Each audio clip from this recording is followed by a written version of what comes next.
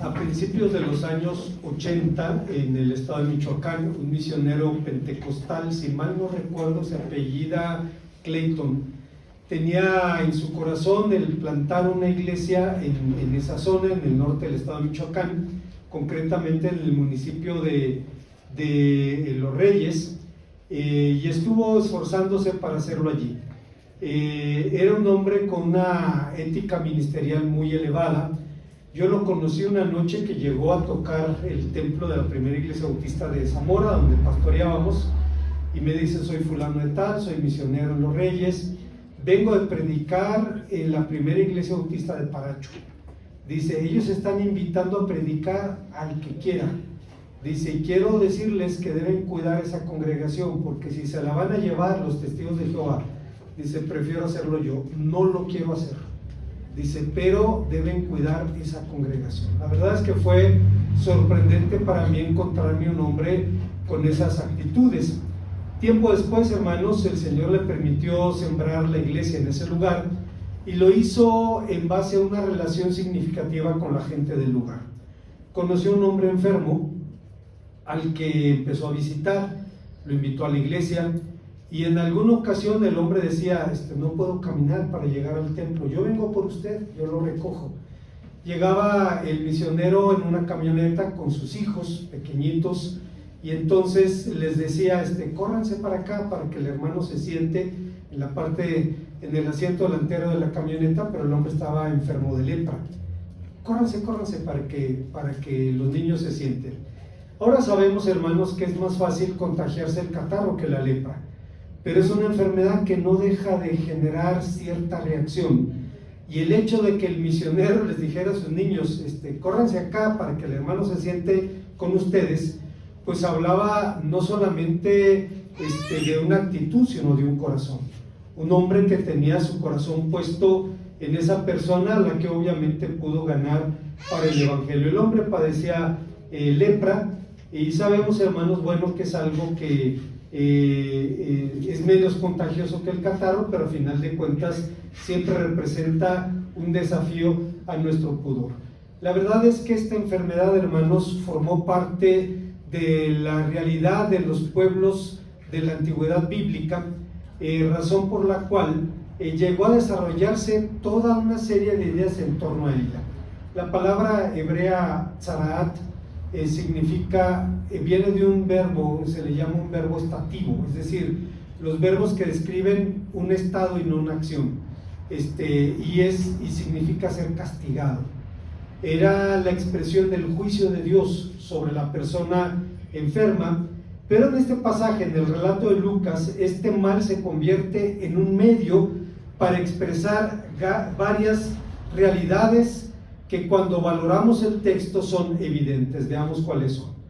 La primera de ellas, hermanos, es que esta enfermedad fue un medio para expresar una necesidad. De forma general, hermanos, en la Biblia se llama lepra una serie de problemas no clínicos, como el moho en la ropa, el salitre en las casas.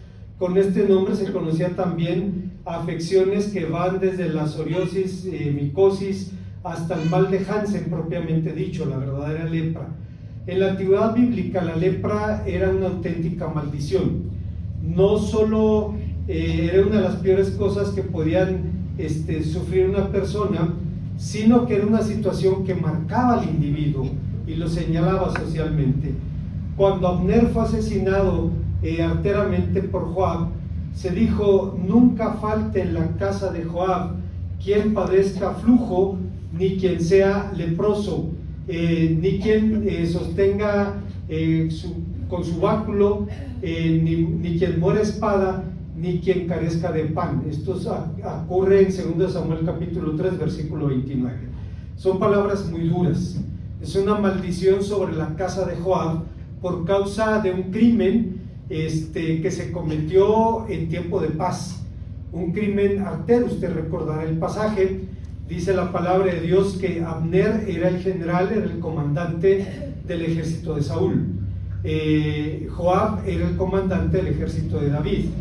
Llega Abner a ofrecerle sus servicios a David, pasarse del bando de la casa de Saúl a la casa de David, y Joab ve que su posición está en peligro, y entonces se reúne con Abner, finge acercarse para darle un beso, y dice, toma una daga y la introduce en la quinta costilla, y hermanos, dice el texto que el hombre pues se desangró.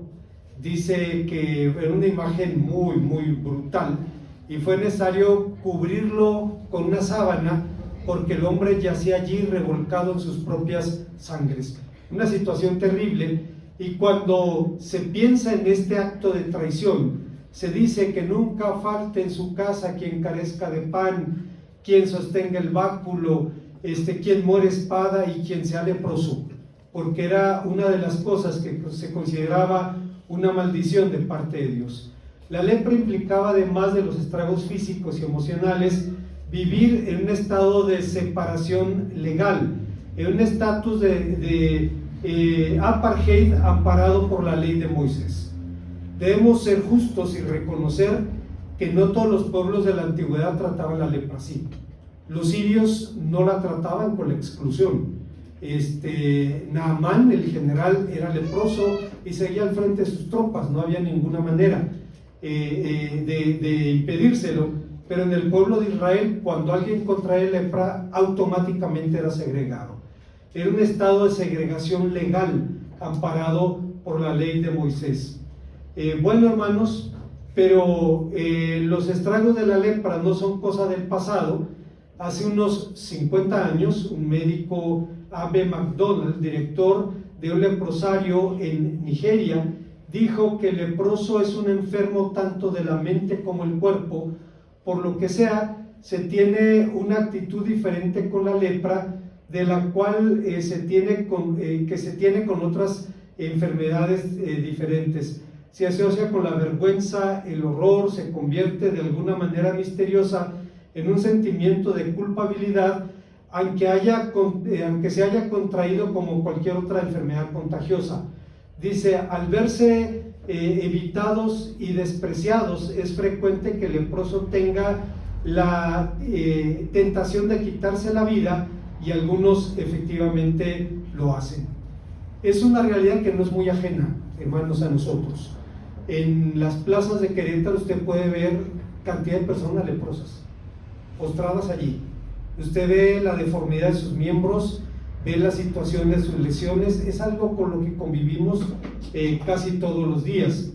El impacto visual de los estragos de la enfermedad sobrecoge. En Querétaro es posible ver estos enfermos mendigando en las plazas.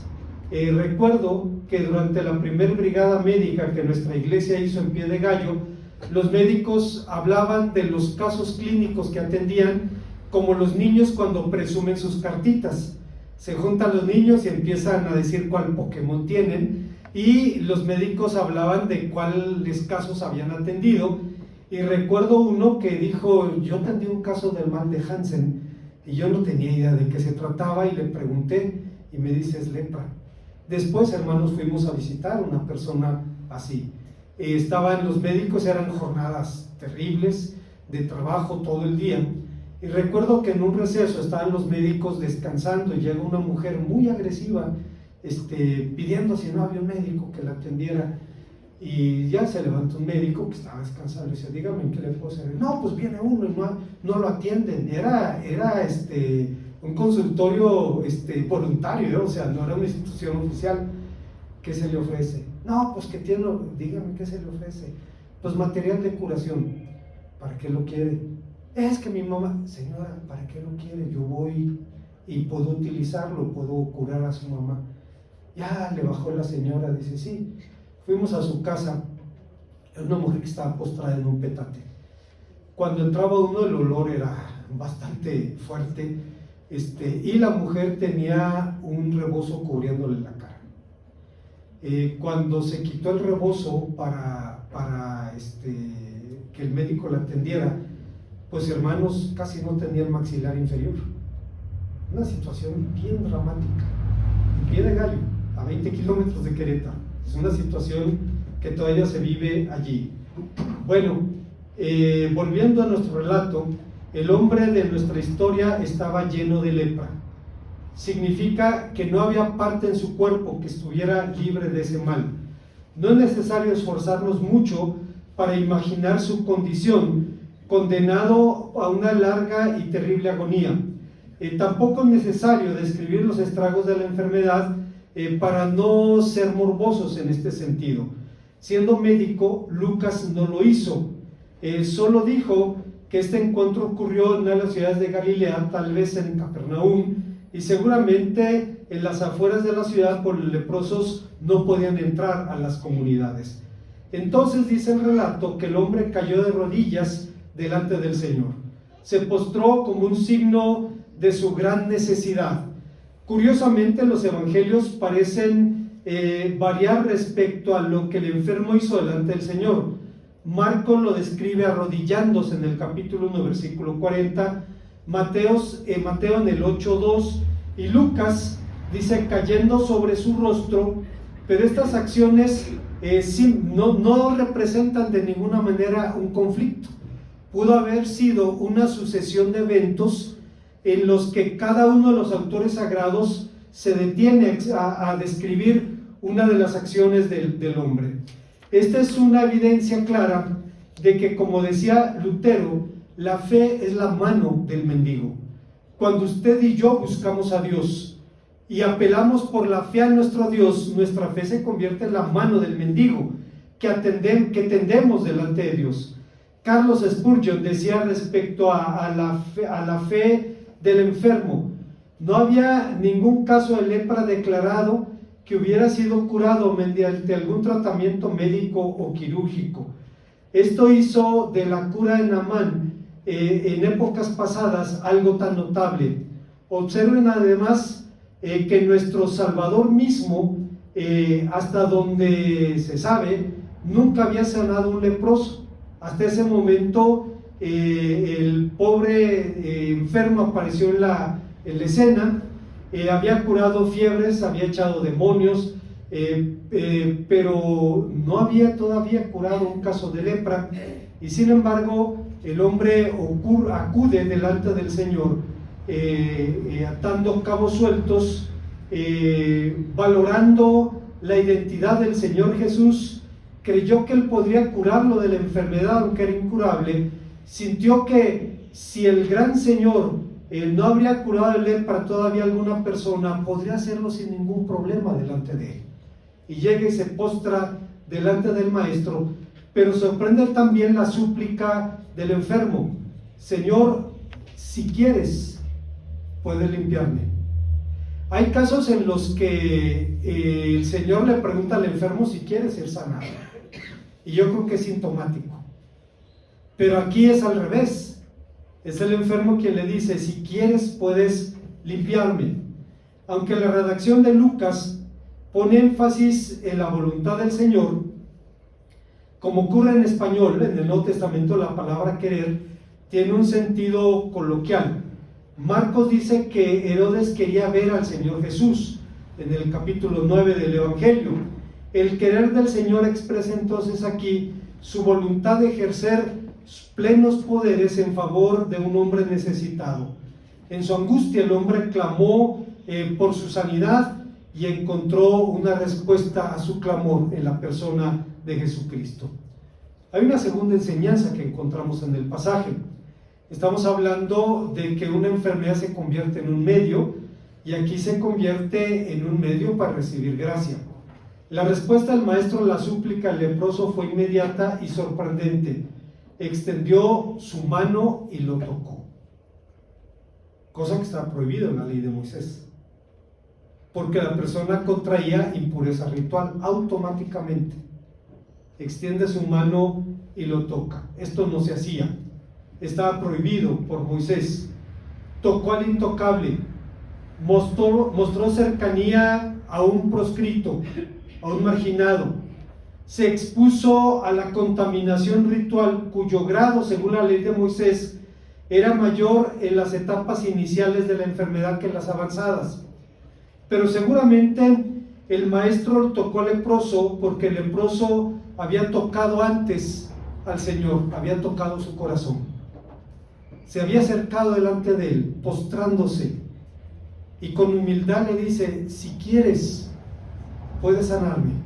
Eso toca el corazón del maestro, y el maestro extiende su mano.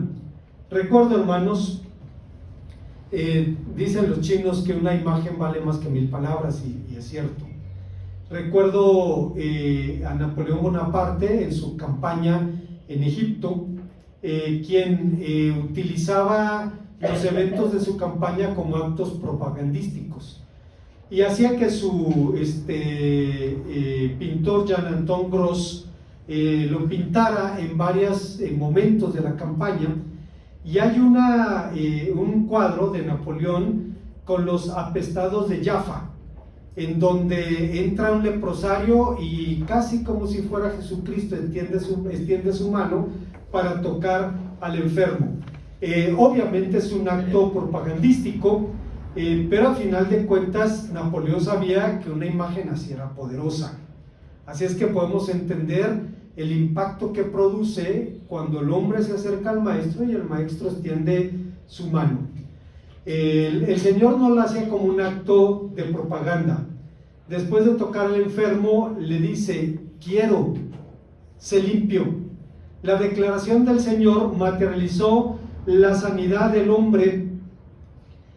Al instante, dice, la lepra se apartó de él, pero inmediatamente después de la sanidad mandó al leproso que no dijera a nadie nada acerca del milagro.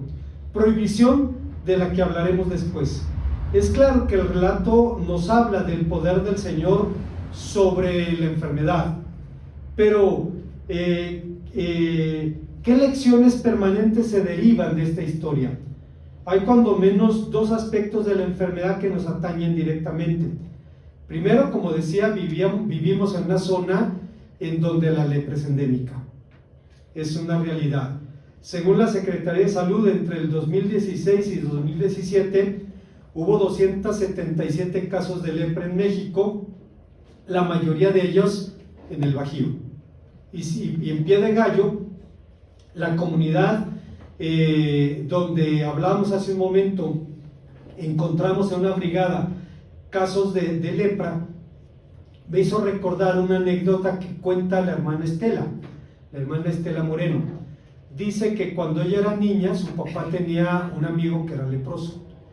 Dice, y iban y lo visitaban y hablaban de la enfermedad, y don Anselmo le preguntaba si sentía dolor, y el hombre le decía: no, solo una intensa comezón. Pero el hombre usaba un pañuelo como los vaqueros, se cubría la mitad de la cara, porque de la nariz para abajo iban perdiendo gradualmente los tejidos.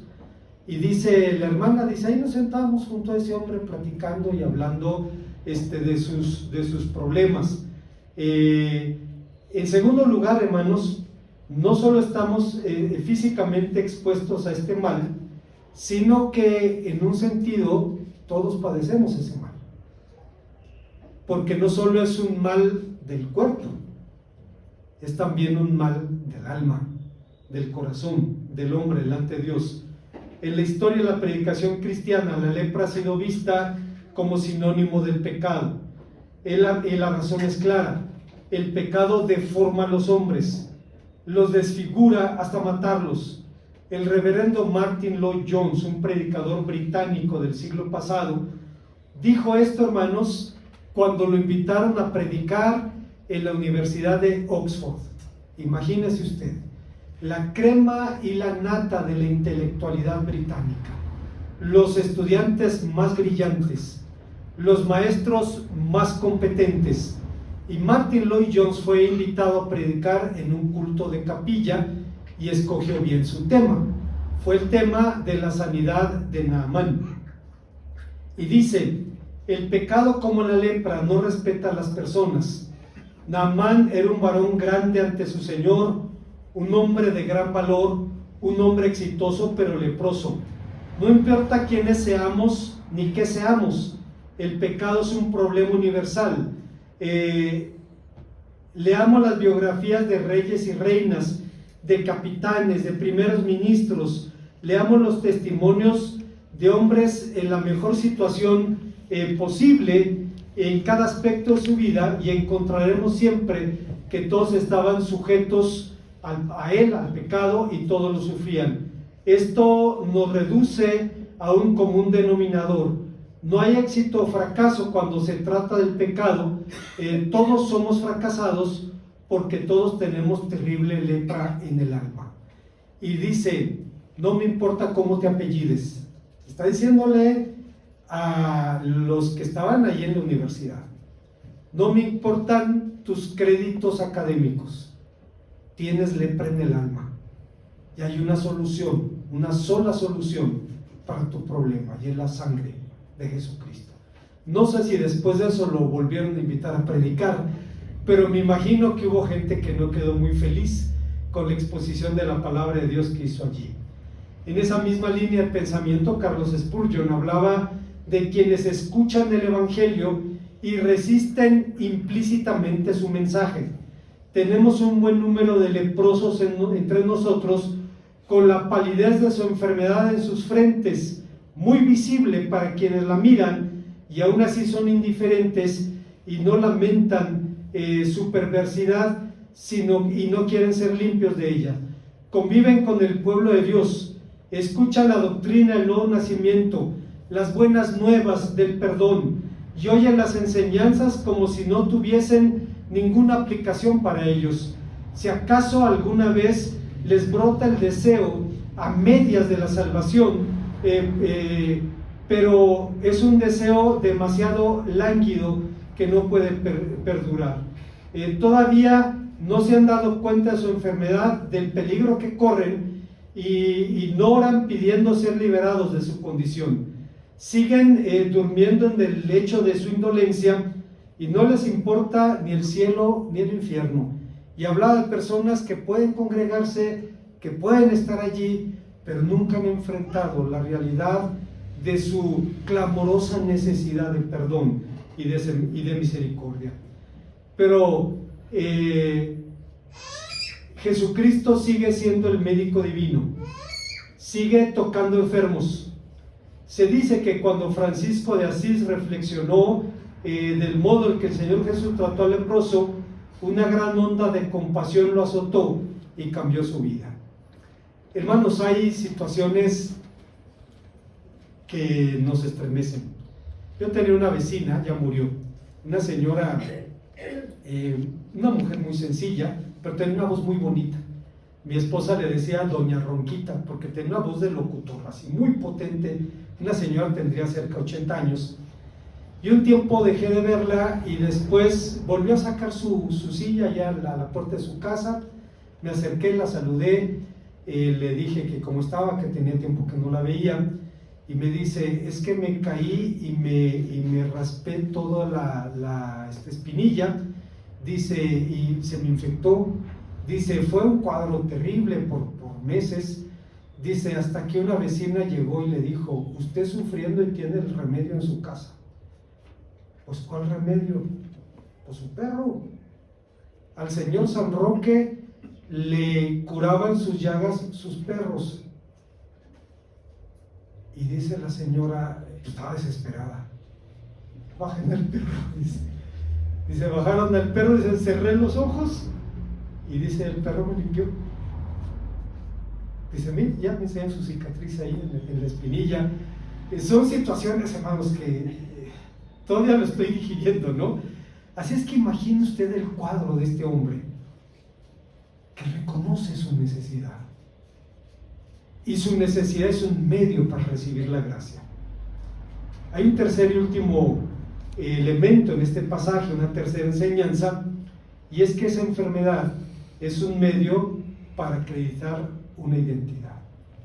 Finalmente el relato culmina con la salida del enfermo y las indicaciones del maestro, y le mandó que no dijese a nadie, sino ve y muéstrate a los sacerdotes y ofrece por tu purificación según mandó Moisés para testimonio de ellos. ¿Cuál es la razón de la prohibición? El autor sagrado no revela la razón, simplemente dice que es necesario que los sacerdotes reciban testimonio de la obra que el Señor había hecho en ese hombre. Si ustedes recuerdan, hermanos, Cuando alguien sanaba debía llevar algunas aves para el sacrificio. No era algo parecido, hermanos, esto está en Levítico capítulo 14, versículos 1 al 7, pero no estamos hablando de una ofrenda de aves como las del brujo San Luis Potosí. Esta es una historia que me contó uno de los médicos del Hospital México-Americano. Dice que había un hombre que tuvo un infarto y estaba muy grave, y entonces no tenía muy buen pronóstico, y el hombre dice: llévenme a San Luis Potosí con el brujo, hay un brujo muy bueno allí que me puede sanar. Bueno, pues desesperado lo llevaron. El médico le pone la mano en el pecho y dice: efectivamente, un infarto masivo al miocardio, hay pérdida importante del músculo cardíaco. Hace su diagnóstico allí, tocando al enfermo, y le dice: ¿conoce los gorriones? Sí. Mira, aquí en el mercado venden gorriones. Compre 2, tiene que agarrarlos de las alas, los parten por la pechuga, se los ponen en el pecho y se va a sanar.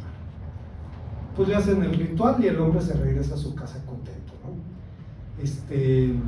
Al año le detectan un tumor en el cerebro y dice: no, llévenme con el brujo, llévenme a San Luis Potosí. Lo llevan a San Luis Potosí, le pone la mano en la frente, efectivamente un tumor de 2 centímetros de diámetro en un área inaccesible del cerebro. Ok, ¿conoce las golondrinas? Sí. ¿Que me las partan? No, que se las toquen, dice. O sea, su pronóstico no era nada bueno. No era lo que se hacía en la antigüedad bíblica.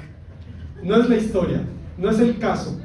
La situación, hermanos, es que había un propósito de parte del Señor, y era que los sacerdotes, conforme estaba establecido la ley de Moisés, debían recibir un testimonio de la obra que Dios había hecho en la vida de ese individuo. ¿Cuál era la fuente del poder y de la compasión del maestro? Era su comunión con el Padre, mas él se apartaba a lugares desiertos y oraba, de lo que un predicador británico del siglo pasado, Oswald Chambers, decía: demasiadas veces pensamos en la cruz de Cristo como algo por lo que tenemos que pasar, y olvidamos que es algo en lo que nos tenemos que introducir. La Biblia simboliza para nosotros una sola cosa: la total, entera y absoluta identificación con el Señor Jesucristo, y no hay nada en lo que esta identificación se haga más real que en la oración. Entonces, ¿por qué hemos de pedir? El propósito de la oración no es conseguir respuestas del Señor, sino mantener una unidad perfecta con Él. Si oramos solo porque queremos respuestas, nos irritaremos y acabaremos enojándonos con Dios. Cada vez que oramos recibimos una respuesta. Esta no siempre viene de la manera que esperamos. Entonces nuestra irritación espiritual demuestra nuestro rechazo a identificarnos verdaderamente con el Señor en la oración. No estamos aquí para demostrarle a Dios que Dios da respuestas a la oración, sino para ser trofeos vivientes de la gracia de Dios, para que Dios pueda mostrar al mundo lo que puede y quiere hacer con sus hijos. Como conclusión, hace muchos años, hermanos, el reverendo Juan Arellano, que era pastor de la primera iglesia bautista de Ciudad Juárez, vivió una experiencia muy singular. En la frontera el peatón tiene prioridad. Si usted va a cruzar la calle, el conductor se detiene y usted cruza, y entonces el conductor puede seguir. Es bien claro en la frontera eso. El hermano estaba a cruzar una calle y entonces un conductor se detuvo, le hizo la señal de que pasara. El hermano Juan Arellano le agradeció con la mano, empezó a caminar, y entonces el conductor le echó encima el carro. Así, a toda velocidad, pisó el acelerador y botó por allá al hermano y se siguió de frente. Cuando lo llevaron al hospital, el médico le dijo: Don Juan, hay buenas y malas noticias. Dice, la mala es que su fémur está fracturado. Dice, la buena es que encima de su fractura encontramos un osteosarcoma, un tumor en el hueso. Dice, no había manera de verlo salvo en esa placa. Así es que quien le echó el carro no sé si es su amigo o su enemigo. Dice, pero le hizo un favor muy grande. Dice, vamos a poder atenderlo aparte de su pierna, y está en una etapa inicial, y esperemos que no haya ninguna complicación, cosa que efectivamente sucedió. Ese medio, hermanos, ese mal se convirtió en un medio para salvaguardar algo mayor. El Señor Jesús enseñó que la ceguera congénita, encontramos situaciones en las que el Señor Jesús obra manifestando su poder y su gracia sobre individuos. Podemos recordar que San Pablo dice que a los que aman a Dios todas las cosas les ayudan a bien, y el Señor Jesucristo dijo también de un hombre ciego que su ceguera era para que las obras de Dios se manifestaran en él. Hoy en día, en el manejo de la lepra hay tratamientos largos, pero es algo perfectamente curable en las primeras etapas. Pero a final de cuentas, hermanos, la historia tiene enseñanzas para nosotros. Y una de las mayores enseñanzas es que, aunque vivimos en una zona donde el riesgo de contagio es real, o sea, las personas que tienen lepra en el Bajío adquirieron la bacteria de alguien o en alguna situación, y hay una forma de la lepra que es más peligrosa, más perniciosa, y es la lepra del alma. Es la situación del pecado para con el hombre. Cuando Martin Lloyd-Jones predicó en Oxford, dijo: sé que la mente es algo bueno, que el intelecto es valioso al examinar al mundo y para el conocimiento humano, las ciencias, el arte y todo lo demás. En ese terreno la capacidad cuenta. Pero, querido amigo, estás ante el Dios absoluto, eterno e infinito. ¿Qué valor tiene el mayor intelecto delante de Él? Es tan inútil como el más grande de los ignorantes. Que un hombre enfrente su intelecto a Dios demuestra solamente que en un sentido algo está mal en su intelecto, que no es capaz de pensar cabalmente, correctamente. Si pensara de manera cabal, diría: ¿quién soy yo para abarcar la mente de Dios? Si lo hiciera, sería tan grande como Dios.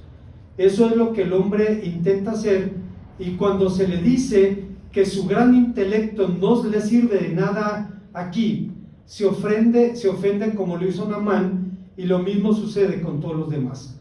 El pecado no es un problema intelectual, es un problema moral.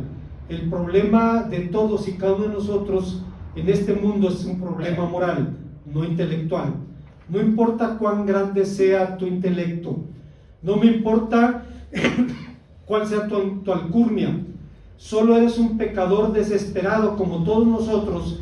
Eres una criatura llena de celos, de envidia, compasiones, lascivia, deseos. Eres impuro, tienes lepra en el alma. No importa quién seas, ¿de qué sirven tus grandes cualidades mientras sigas leproso? Este es tu problema. No conoces a Dios. Este es tu mal. Eres indigno, eres impuro. Y es allí precisamente donde empieza el Evangelio. El Evangelio, hermanos, es la buena nueva de que nuestra lepra congénita es curable.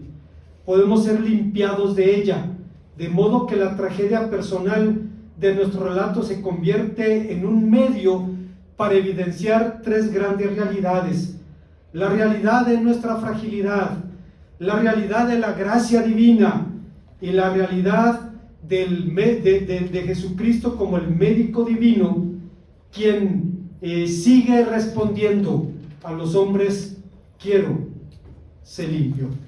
Una vez más, hermanos, un pasaje intenso en donde encontramos una serie de verdades que se aplican en sentido literal y en sentido alegórico a la vida de los hombres y a la vida de los creyentes.